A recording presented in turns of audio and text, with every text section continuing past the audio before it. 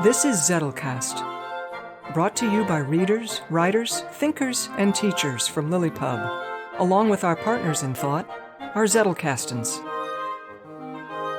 In this show, we share discoveries that our Zettelkastens have shown us. There you go. And compare notes on how we're using this marvelous invention in our creative work. Thank you for joining us. All right, Book. Let's do it again.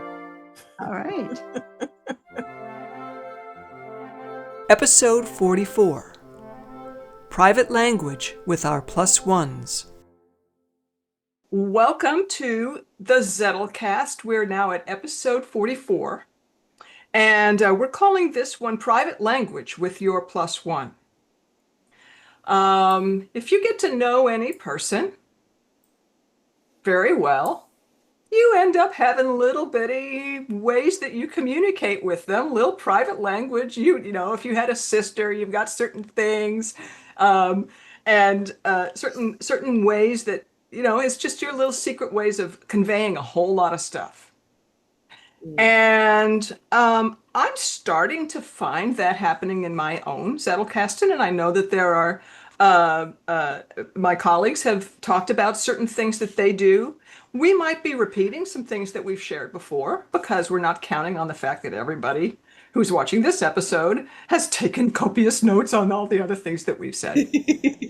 But also in the context of our Roanoke project, the whole world is in a way kind of shaping up to be something of a Zettelkasten. And of course, physical Zettelkastens play a role in many of the different storylines.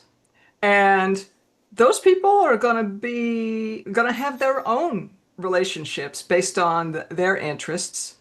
And so starting to think about how would they compress a lot of juicy detail into a color or a sign or some other thing that conveys a lot. And that's going to create puzzles for our some of our characters and readers as well. So that's the idea. And we're going to have two parts. One is stuff that we've already tried and stuff that we're, you know, thinking about, but we don't actually know what to do with. And I thought to make sure, and again, this is inspired by Roanoke. So we have characters in Roanoke who are conducting experiments. They're trying to figure out what's going on. And when you conduct an experiment, you need to have some rigor. Like, what's my problem? What am I going to try? How am I going to measure success? And where else might this particular experiment and its results apply? So to keep us on the straight and narrow, I thought, well, I'll just give everybody a little Mad Lib to kind of prompt them through it. And the Mad Lib goes like this. I had a challenge to put some kind of information into my system in a way that has some kind of quality to it. I experimented with blah. Here's how I measured success in my results, blah, blah, blah, blah, blah. And here are other similar problems. So I'm going to give you an example that we've talked about before from my system, my Z-log. I had a challenge to put timestamps into my system in a way that would help me find cards based on when I added them. Now, why did I want that? Because sometimes you just remember it was a Thursday and I remember it was hot. Must have been August. It was right around my birthday. You remember these things, but you can't for the life of you remember, what did I call it? So I experimented with my Z-log, where for each date in which I file a card, one or more cards, I added the card's tagline with keywords underlined. And I measured results by noting when I knew I had made a card about something, couldn't find it in the index, and could find it based on my rough memory of about when I recalled adding it to the system. This worked well until I began creating so many cards and failing to file them on the same date that I created them, that information was not doing me any good whatsoever. It also pointed out a problem. that I'm working on. So here are other similar problems. So if we think of what I've created, the Z-log, it is an index based on the date when the card was created. You could also have indexes based on other kinds of dates, historical events. You might create other such indexes based on some other metadata, like questions, personal reflections, fallacies, rhetorical devices, anything that you want to be able to pluck out as a kind of a collection when you know that the contents might be disparately placed. So that's an example of what we're talking about. And the scope can be very wide. It doesn't need to be all Zettelkasten-y. This was very Zettelkasten-y. I had a problem with my Zettelkasten and I solved it this way. But there are other ways that we want to be able to compress a lot of information into a card. And we might use some kind of special symbol or notation or whatever. So, who would like to share an example? I got one. All right. So, those who know me know that my Zettelkasten was built primarily for fiction. I had two problems that arose pretty early on. The first one was, how was I going to create and build out my characters? And more importantly, how was I going to populate my sub-characters into that system? So what made the most sense to me for the first book was to divide my characters up by which main character's primary world they belonged in. So for example, my main female, Tara, and my main male, Marshall Branch, they came first. And I immediately color-coded Tara pink and Branch blue. And then I got into trouble because I was writing present tense story as well as flashback story. So that was easy enough. I just color-coded them. The present tense is the lighter color of pink and blue for each of them, and the past tense is a darker red and a darker blue for him. So I knew at a glance, if I was looking at a scene card or some kind of story card, I knew this was from Branch's past because it was dark blue and so forth. So that worked really well because as I started putting things in order, I needed to know at a glance what point of time I was dealing with, because the way that I stalled in my novel so badly before was trying to get the time sequenced. I couldn't get things into some kind of an order that made sense for the story. So that was one piece of it. When I got my main characters present and past dialed in, then I thought, well, I'll just continue that color coding. So Tara's best friend and coworker is named Chad. Chad's cards also have pink on them somewhere so that I know he belongs in her world. Same for the ranch hands that work for Branch. Those guys all are some form of blue, and therefore I know that they belong in his world. So when I was looking over story components, if I saw a big sea of pink, it's like, okay, I need to switch points of view here. So it helped me visually identify when I was getting in trouble in terms of having multiple points of view or story points that were too mired in one segment. So that was one. The second one came when I actually started plotting out the story from start to finish. And it took two tools to do that. The first one was I created a plot box. So I started with the 8 major plot points, and then I divided those up with 3 each of minor plot beats that could be used to divide up those 8 major points. And that gave me kind of a workflow from start to finish for the whole book to stick things in where I thought they might go. That worked great at a high level when I just had ideas for scenes and story, and I was trying to figure out, okay, if this happens here, then this has to happen before that, so I knew it would have to be filed up front. That worked to a point, but when I actually started putting together the plot twists and the scenes and sequels and the actual day-to-day sequencing of the story, that was the first thing that came to mind, was day to day. So the next tool that I introduced was an actual calendar system. So for example, I might have my card address 2019 for 2019, 0219 for February 19th. So that anchors me on that day in the story. And then sometimes I would get even further down and it might be labeled, 1215. So I know that it's 1215 on that day.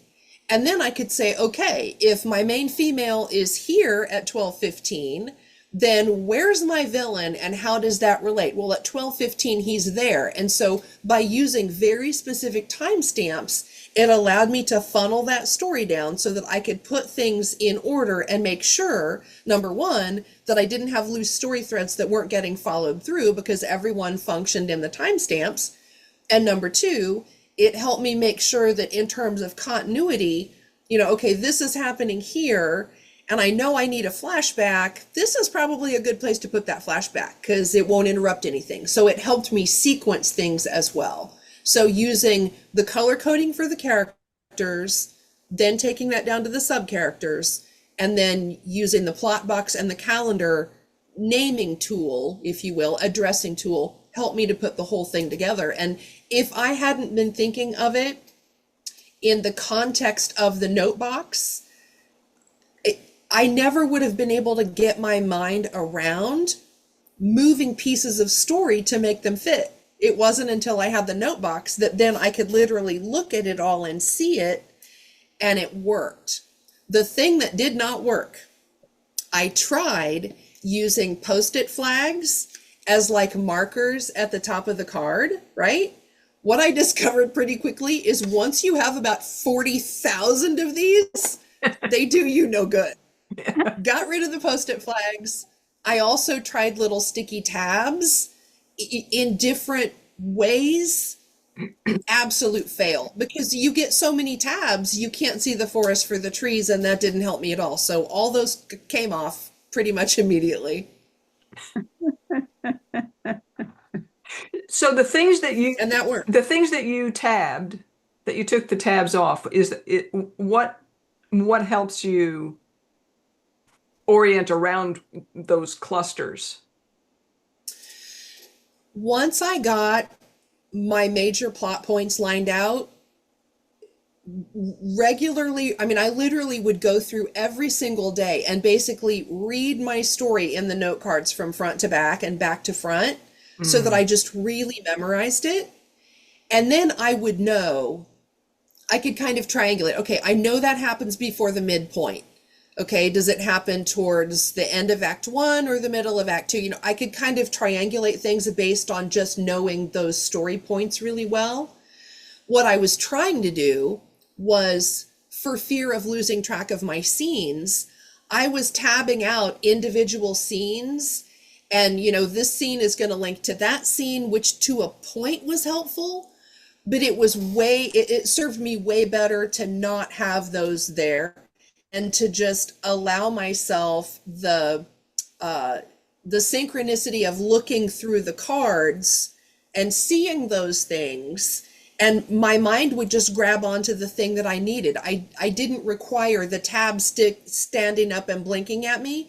I could just thumb through and orient myself based on where things were. And every time I did that, I knew my story that much better, and finding things and sequencing them became even easier. So the note box allowed me to internalize the story system, so then I knew it in my head.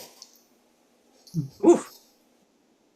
I want to clip that entire thing. That was awesome. It works.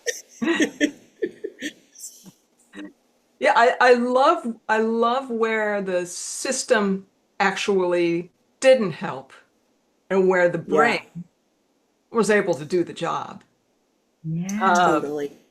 Totally. If I think of other things where, it's very easy to you just end up tinkering around with systems, and you could do this and you could do that. So many things you could do. Yeah. But there's things that your head can do too. Yeah. And it's Yeah, more and that's more creative. I think that's yeah, totally. It definitely drives creativity. And what I learned, the most important lesson that I learned that I won't repeat in book two is now I have enough experience and enough faith to trust the system. Mm. I was tabbing out like a crazy person for fear that I wouldn't know where things were and I wouldn't be able to get back to them. What I learned was if you trust the system will point you where you need to go. You just have to believe that it will and not try to micromanage it. And once I, gave the horse its head and just trusted it was fine and my brain took over.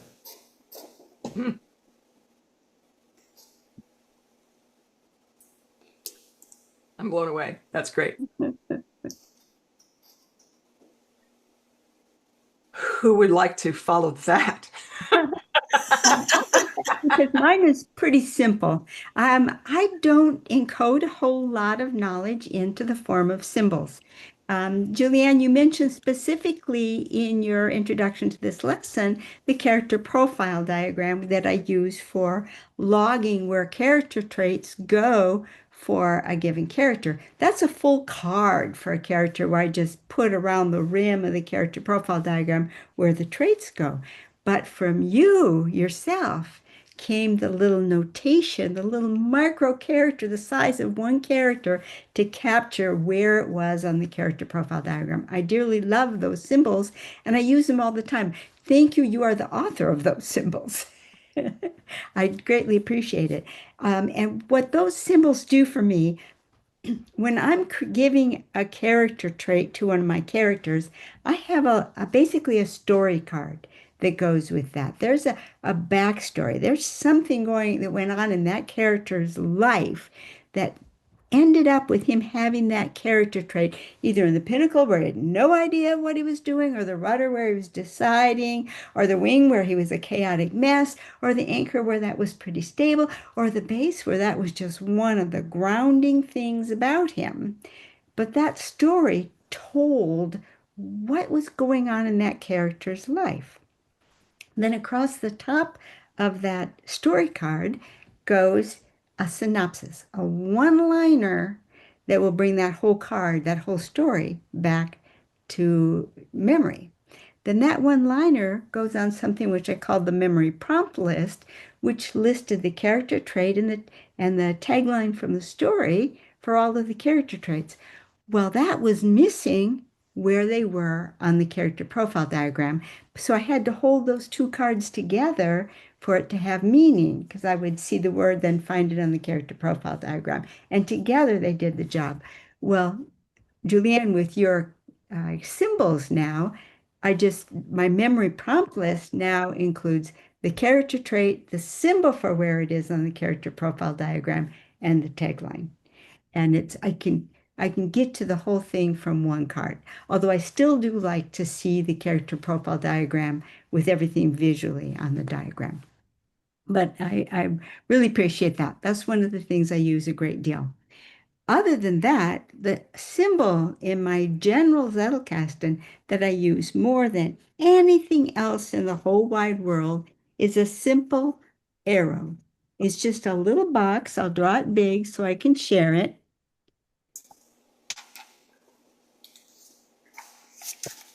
This is just the symbol I use, and that is just a link symbol. It says, go see the information that's here.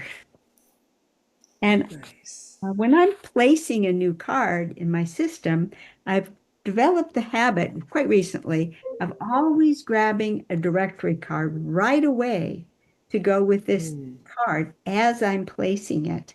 Because as I'm looking up the keywords in the tagline to see where this card might want to go, I'm discovering all kinds of fascinating links. I used to jot these down on a piece of scratch paper because one of them might be where the card wants to go. But if it was just oh, that's interesting, but it couldn't possibly go there, it just got lost. Now, if it tickles me in any way, shape, or form, if it stands out for me, if it waves its arm at me for any reason, it goes down on the directory card with that symbol in the corner, that link symbol that tells me where to find that card. Then, Julie, thank you, Mel, who isn't here today, I now flag with yellow highlighter my keywords in both my index now and on my directory cards. This will tell me that this word was the reason what I was looking up when I found it. Oh, nice. So that was the keyword of the association. And then I also, if it's a genuine candidate for where it might want to go, I also highlight the address. Now, before I would write down 3 address numbers, and that would be all I'd put on a scratch paper, and then I'd go to pull the cards. I have so much more here now, a whole conversation of interesting things. So now if I go to write something where I've pulled this card to use this information in something that I write, I've got all kinds of color and interesting anecdotes and side stories and tangential things that I can grab to enrich it. And they're all captured for me. So all of the interesting stories. Now, this one is from Michael Dean, on an essay that he wrote on material. And it has to do with arguments and having your points and your counterpoints, and how you're not really playing fair if you don't include both the points and the counterpoints. That's quite an interesting topic. But one of them popped out at me as I was going to find it. And this was from a series that Quentin Payne did on logic and argumentation. And it just popped out of me, argumentum ad hominem. It's not really a tagline, it's just a title. I tend to prefer taglines these days, but oh, that's rather interesting because it does fit. Because if you are using unfair arguments, that's an example of how you could be unfair in your argumentation. It isn't the logical place to put it, but it adds color if I ever wanted to bring that up.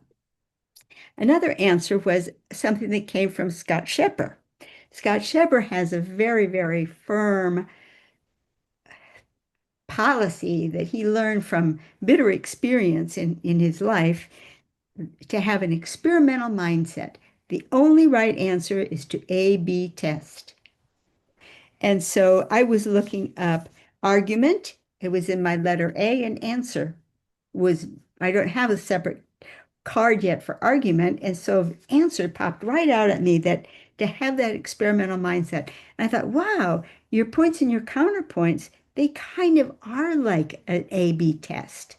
They let you A/B test the point you're trying to make. And so again, that came out. And that's the kind of richness that this always having that directory card ready is now adding to my Zettelkasten. I just love having it. Yes, it means that every new card is 2 cards. I don't mind. I can always get more of those boxes. Yes. Part of this that you're able to demonstrate, it's the benefit of having created a lot of cards already and having already indexed a lot of cards. So those of us who are months and years behind you in this have this to look forward to. But that doesn't mean that one of those directory cards that's just got 1 or 2 other things isn't still very valuable. It's not lost. Mm-hmm. Yeah, and associations come very soon. My first association, I'm writing an essay on this right now. I got when I first learned to program, the very first computer program that I wrote, and mind you, it was a textbook assignment, but it ran perfectly the first time without error.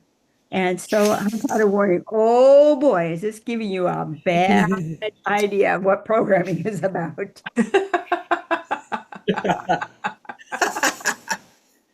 Turned out to be quite true. I don't think I've ever written another one since. Maybe a 5-line macro. Classic. But I had a similar, very perhaps unusual, perhaps not. In the light of this, I'm no longer willing to think that it's quite that unusual. The first 3 cards that I added to my Zettelkasten came one from a link that my brother sent me off into uh, the Zettelkasten, the German Zettelkasten, because it referred to Claude Shannon, and our brother's Gary Shannon. Shannon's our maiden name, and there's a whole story that goes with that.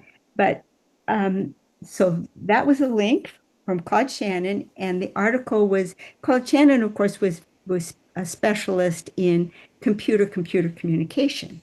And one aspect of computer communication is that it has to be precise, it has to be accurate. You really need to know, you need to transmit it accurately, and you need to be certain that you have transmitted it accurately.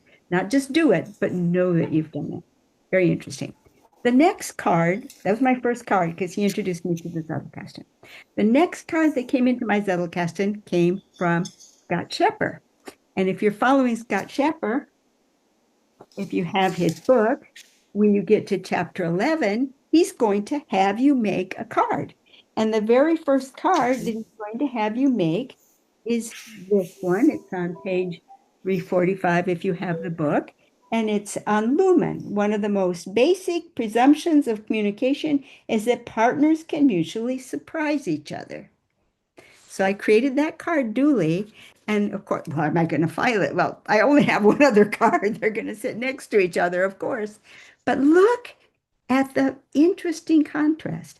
Human, you haven't really communicated unless you can cause a surprise.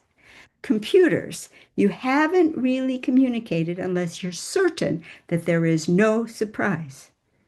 Whoa! That is fundamentally magic.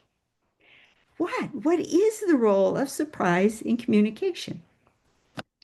Well, the next card that came in, I made a card off a Facebook post that's so funny that my niece had put about her son, who was about 7 years old at the time. And he said, "Mommy, is A takeaway a good grade?"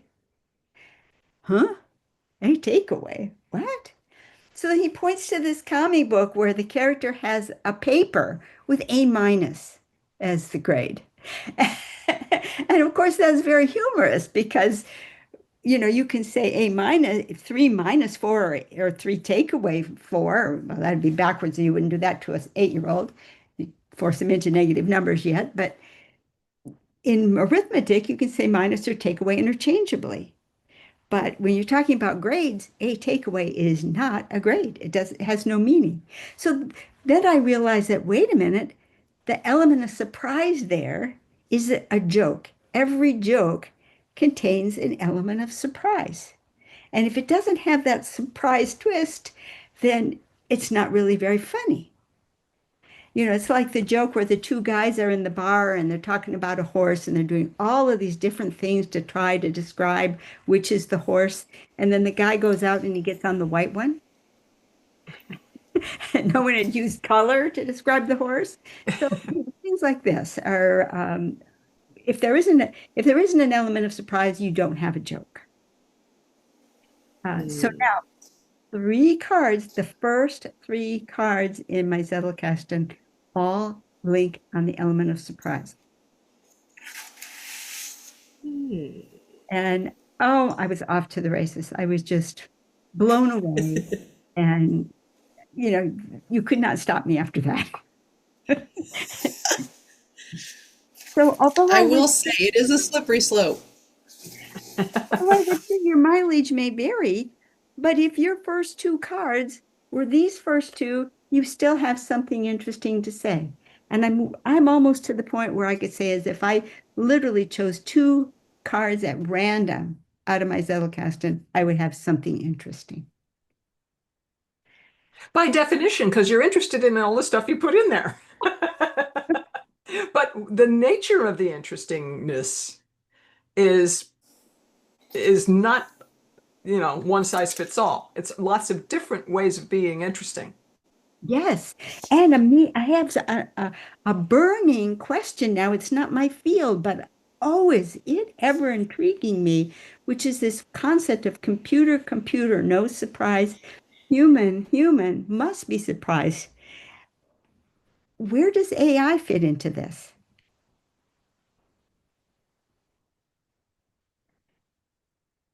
can we say it's truly has reached consciousness if it isn't capable of being surprised? Mm. And what does surprise feel like to a computer?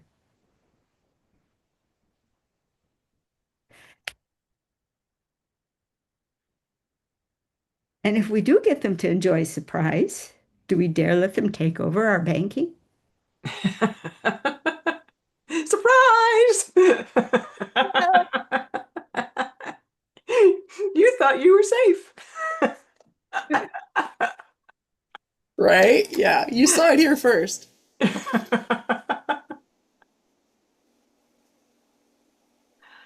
Wow, all of you have, or both you, Kathleen and Victoria, your descriptions are wonderful,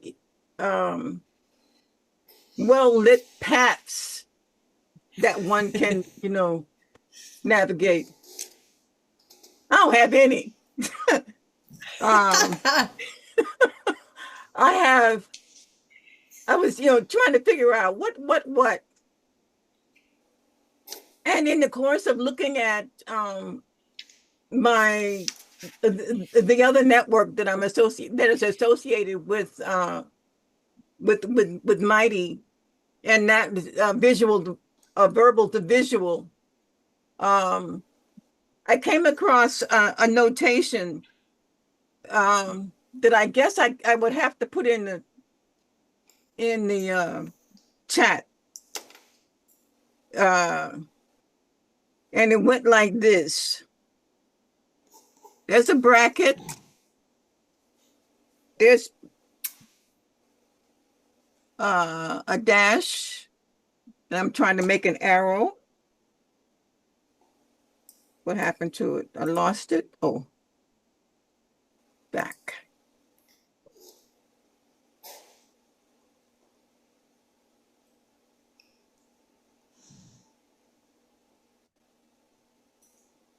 That.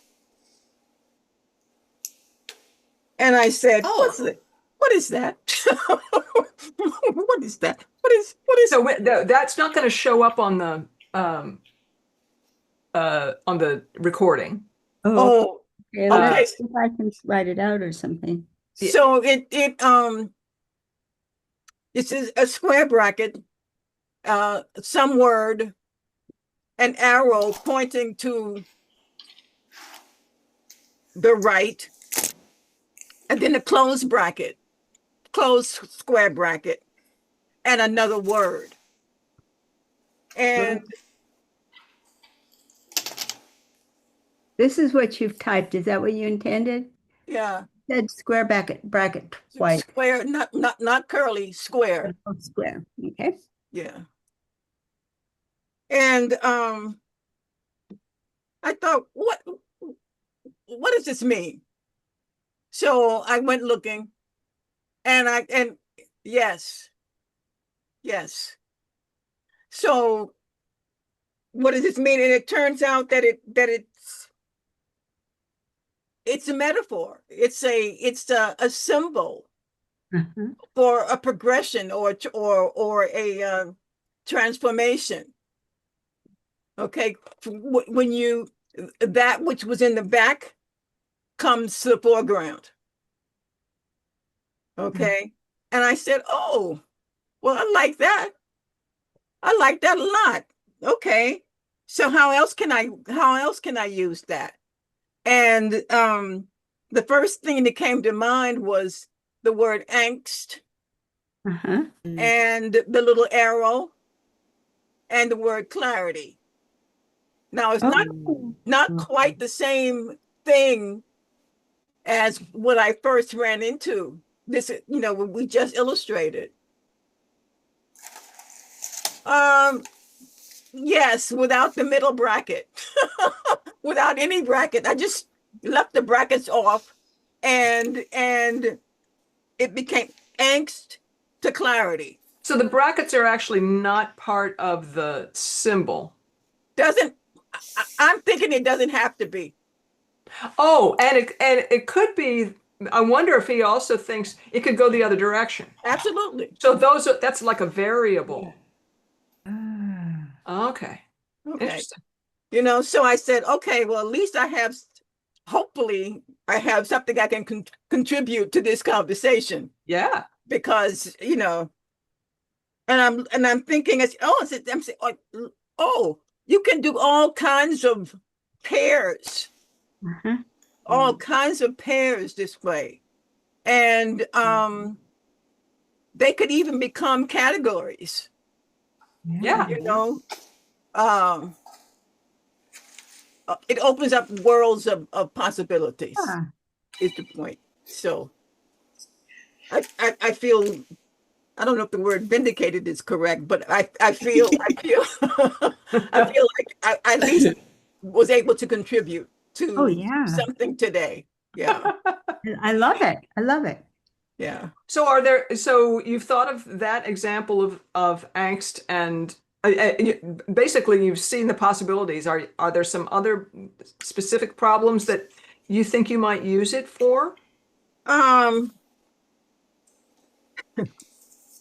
You can go from invisible to seen, silent to heard, lost to found, scared to brave, student to teacher. I mean, you could just on and on and on. Doubt to trust, thought to clarity.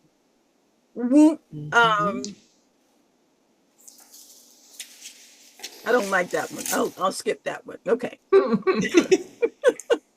Grief to grace, anger to understanding, then to now, outside, inside, shadow to shape, echo to voice, noise to music, fear to stillness, resistance to release, weight to light, question to peace. On and on and on is Yeah.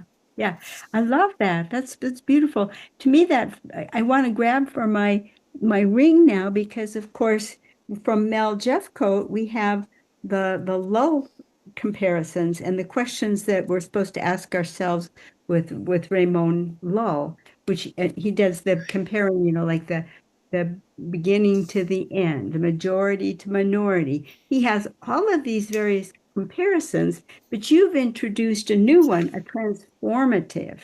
Does one transform into the other, or devolve into the other? mm, And it goes the other way. right. That's spectacular. Yeah. I got to add it to my ring. You've had a good day when you get added to one of Kathleen's rings. Hey. So true. Good. Well, the one that I want to use, since I didn't have Julianne's amazing identify your character symbology when I wrote novel 1, okay, I have to get this book done. Zettelkasten for fiction writers. I need it out of here because I can't wait to start on novel book 2 and start using that system in conjunction with the character traits, because I understand the traits so much better now. I think it's just going to make the way that I can control the story and the reader using the characters. Like, I'm so excited. So that's something I wish I would have had, but I'm glad that I do now. To that point, I feel as though an evolution that those of us who are using this system and that kind of symbol as well, we will start to recognize clusters. And that, so there may be some particular cluster of all 4 of the major major categories of balance, resilience, insight, and empathy. And if you see, something I think of it as kind of like a chord. That's a dominant 7. You know what that sounds like. That's one of these things, what that feels like. And then how those things, it doesn't have to be a one-for-one match, but you start to patterns emerge. Mhm. And I'm not Yes, presupposing totally. what they are, but I think that if we develop some consistency with the way that we express multiple attributes for a person in a scene, that we'll start to recognize those, kind of more complex relationships as repeatable patterns that can, do something in a story for us. Yeah. Absolutely. Ooh, I love Absolutely. it. And it will Love it. allow you, the thing that I see happening is it will allow you to take that information and it becomes part of a character arc, but not just for one character. It becomes part of your toolbox so that 4 books from now, you think, ooh, this would be a really good place to use that. And then you grow what you've done with it. I mean, I just see ways that just having that information at hand, and as you're thumbing through the cards, your brain is working these problems out for you. And so then when you get to that character that needs this kind of transformation, like Deb is saying, when the arrow goes that way, you're going to go, oh yeah, I remember what that looked like when I used these traits. Now what if I bring a little bit of this time? I mean, it gives you a superpower because you can see it all in a way that if you're just writing a character, you're just relying on what you know as a human, and that may or may not be sufficient. Yeah.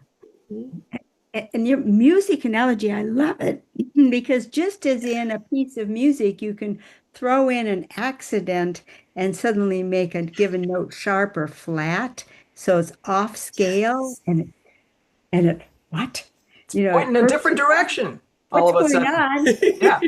If once Right, you set up right. your chords, you can do a slight discord that will clue people in to, oh, what's going on now? What's happened here? That's awesome. Something that I took out of my book, so this will be in a future newsletter, is deploying the uncanny, and that's exactly what we're talking about. Taking that single uncanny item, and by adding it, it changes the whole chord. I mean, that's awesome.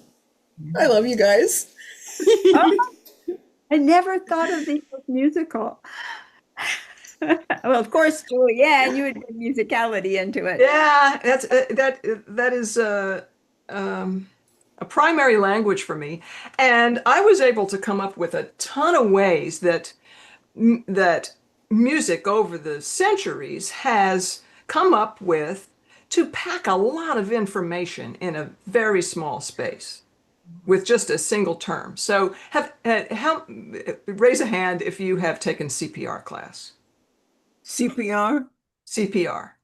If No. you take CPR class, one of the things they tell you is remember the song Staying Alive.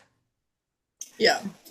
Yeah. And that's because if you think of the song Staying Alive, ah, ah, ah, ah, staying alive, that is the tempo at which you should be compressing the heart with somebody who is in trouble.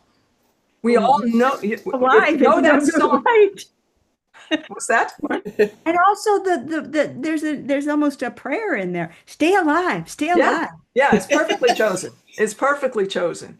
Yeah. But that ability to remember a tempo, Right. I mean, that is deep. That is deep.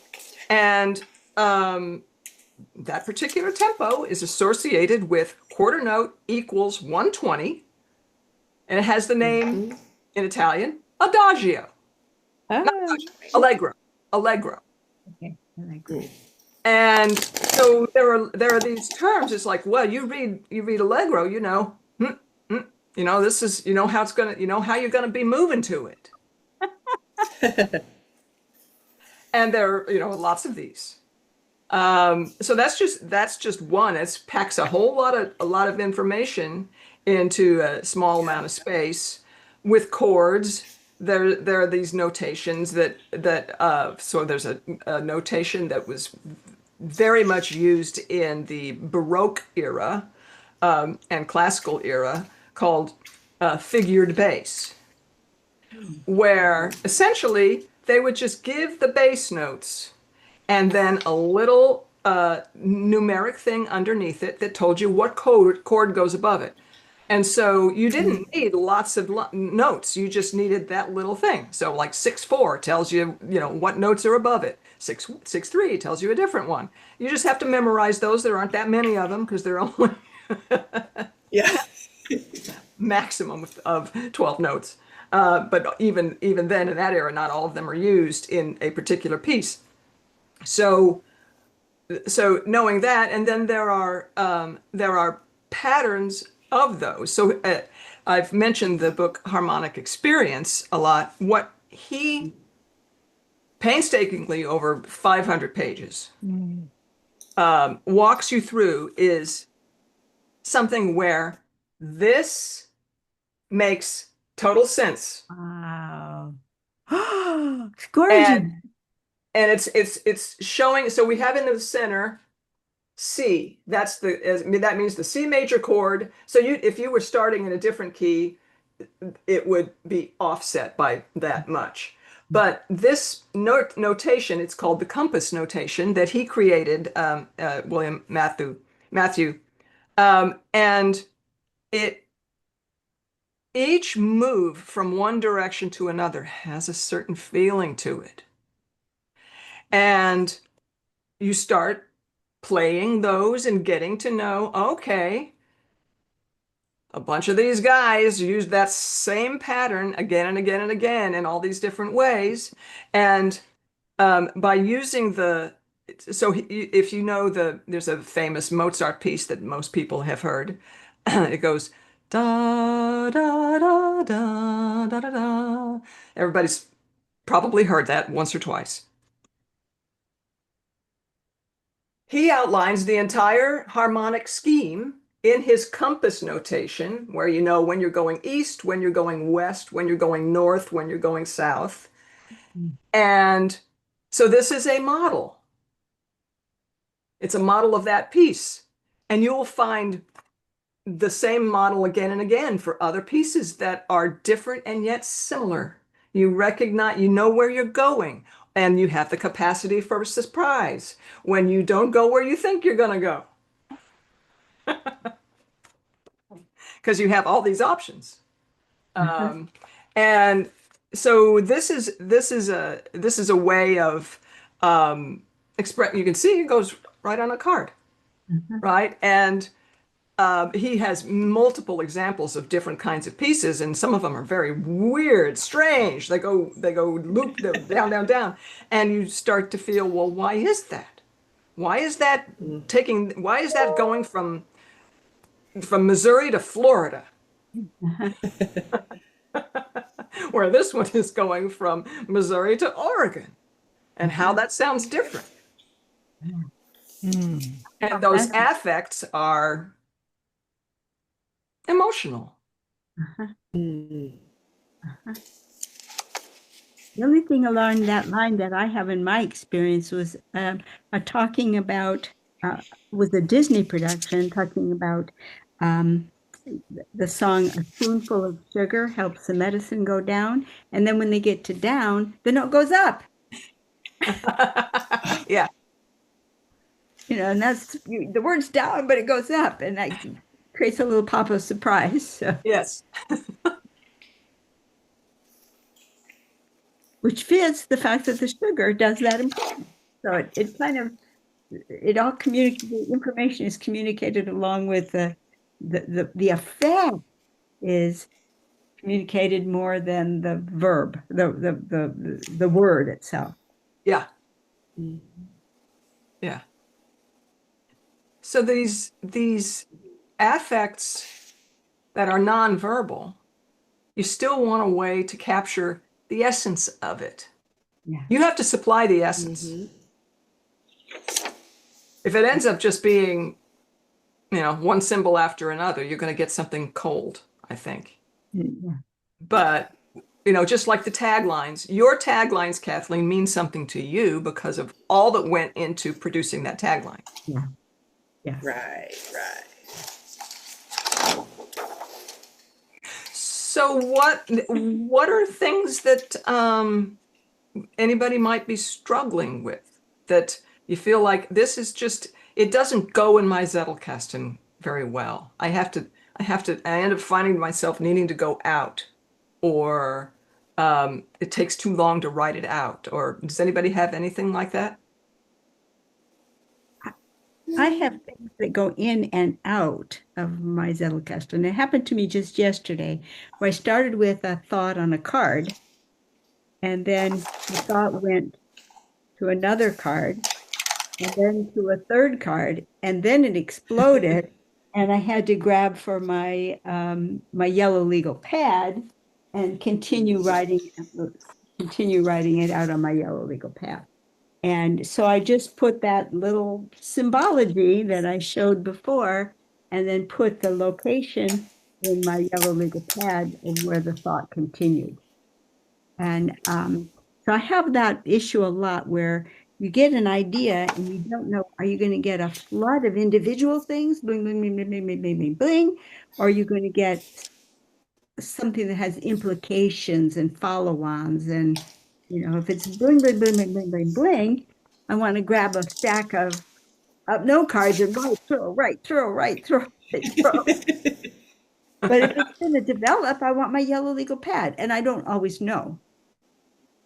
So this was the first time that it went seamlessly from one to the other for me. And I thought, whoa, I like that. That it could continue. So what remains in your Zettelkasten during this work in progress? Let's say that happened over the course of a couple of days. How do you, and then you might get interrupted. How do you preserve, basically, how do you reconstruct that path to all of the different resources? Well, as I'm writing it, I put down the note of, I didn't have a card number yet. So I just put down the source of the card. Excuse me. In fact, after I filed that, I needed to come back and log this. This is my reminder that I'm not ready to start writing on a clean piece of paper. I have to come back here, and I didn't do that. So now, because I don't keep your time log, I'm going to have to rack my brain and say, what was it about? Well, fortunately, I have the book that it came from and the reference, so there's a very good chance that it will give me back my keywords. I'd love to have your timeline, but I can't keep up with it. I just It's hard. Yeah, and like I haven't kept up with it myself. I mean, I made it's the valid reason that a lot of my cards are unfiled and I've got a backlog. But have I been logging all the ones that I filed? No, I haven't. And I think part of that, and this is going to be the experiment. This is a big experiment I'm going to try. I have coming today a new make your own happy planner that I'm going to put index tabs in. Oh, hi, Victoria's showing up again. And I'm going to be moving the greater part of my index to that format, because I think, and this is, how will I measure the success of this? I think it's going to be faster to find the candidate cards that one card goes with, if I can see them all at a glance. It means rewriting the entire index. Now, there are a few things I'm not going to be putting in there, and those are the ones that are the kind of early entries from my Zettelkasten when I was over-indexing. There's a bunch of stuff in there that I've never gone to again. It's just like, okay, I thought that was going to be valuable. It's actually just it's just noise. But I'm hoping that and then there's another thing that I I haven't worked out how to solve this, and maybe we can brainstorm it together. How do you file a card that isn't complete yet? And not have it just be in the dump box. And I think that one thing, well, I've got some different field stone areas. It's just like, well, here's a place where it can go when I don't know where it can go. And it will get an address in there. That address might change. And that's fine. Its tagline might change too, which is fine. But I guess so it'd be fine. It'd be fine to, if its address changes, I think that what I would want to do is leave it where it is and create a copy of the card so that both of them are there and the index is still pointing to something. And then maybe create a directory card that says, hey, this is where this is really happening. And that way I can, because I feel like making the perfect complete card with all of its elements and the tagline being produced from all of those prior elements, it doesn't work when you have a flurry. No. A tagline works for an isolated idea. Yeah, or at least most the connection of two things. Yeah. But to get something so that it's indexable right away. Yeah. Even if it's not perfect. And so having the field stones is a kind of a place where I know, all right, that's probably it's got a work in progress nature to it. I used to use partial, early on, I used partial card numbers. I would only know whereabouts I wanted it, and I didn't know exactly where I wanted it. So I would put in a partial card number, and then I would index the whole thing and leave enough space, since I put my card numbers on the left on my cards. I had to leave enough room so it could grow.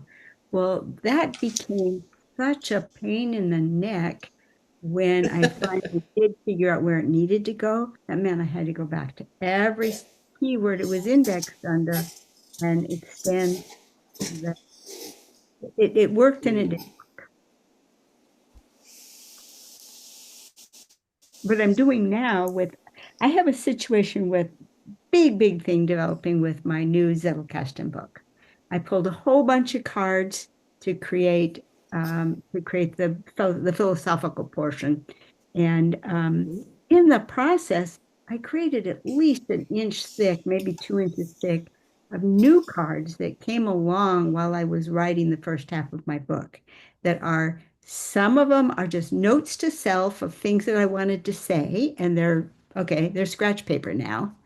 But some of them were great ideas, and now they have to get filed. Well, one of the things that I didn't like in doing my book is that since I never had any intention of writing anything about the Zettelkasten, I was just using the Zettelkasten, its ideas just flitted in wherever they were. And I literally had to pull from every card drawer of my Zettelkasten when I was creating my book. So I got this idea that going forward, I am going to make the lead number 6 going to be my Zettelkasten, period. And every new thing in the Zettelkasten would go in that area. It could link back to something, all the places that it needed to link to on its directory card, but anything new was going to be in that space. And but it's new. And I've got, yay much to file into this much area. So it's going to be interesting to see how that turns out. So is 6 it's like a do-over? It's a start again? It's not a do-over because I do not renumber cards. Yeah. 3 times, to be perfectly honest. But early on, more than once, twice over, I redid all my numbers. I will never do that again. I will not renumber a card. Even if I accidentally give 2 cards the same number, I'll just put them near one another and live with it. Right. But every new card, I want to put in that space. So it's like your pre-Zettelkasten series. That's what you have people do. Just like, just start. We started out. And then I have to say to myself, well, do I want to make a foundation, a set of foundation cards? So things can kind of sort of be organized? Or do I want to let it just be, okay, here's these cards, each new group, and here's one out of this set. Where am I going to put it? Where does it, which conversation does it want to join? You know, and it's down deep in the middle of something, and I've only got cards that are tangentially related to it at best. So how will you measure success of this experiment? I will measure success of the experiment, if I still have hair on my head when I'm done. That will be if not, Deb, where can I find some of those I was successes? gonna say. So that would be a big element. But can I get through that stack in a reasonable time frame? You know, because the question is, when you're developing brand new ideas and they're connecting with this and connecting with that, I don't mind taking a half an hour to index a card that is just, you know, like this one, branching out into all kinds of different directions. And I'm thinking and thinking. And part of the reason it's taking me a half an hour is because I sat there for 7 minutes staring off into space thinking of the connections, then I don't mind it. But if it's like, okay, this piece, you know, it's well known to me now. It's not new. I just wrote about it. It was new then, you know, but now it's not new. I just want to get it into my Zettelkasten. Then I start begrudging the time it takes to index it. So that's what I got to figure out. And if you know something well, but you still want to put it in your Zettelkasten, it's no longer new, then you want to get it in there quickly. Its capacity for surprise, it has dimmed, and you put it where it might have a chance to surprise you again. Nice. Yep. I'll have what she's having.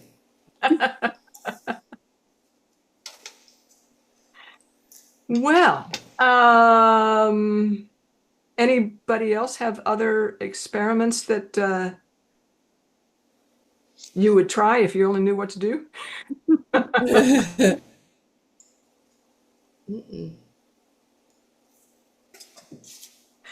All right. Well, I'm very happy that we had so much different and interesting stuff to share amongst each other. And Deb always comes through. She leads by saying, "I had nothing."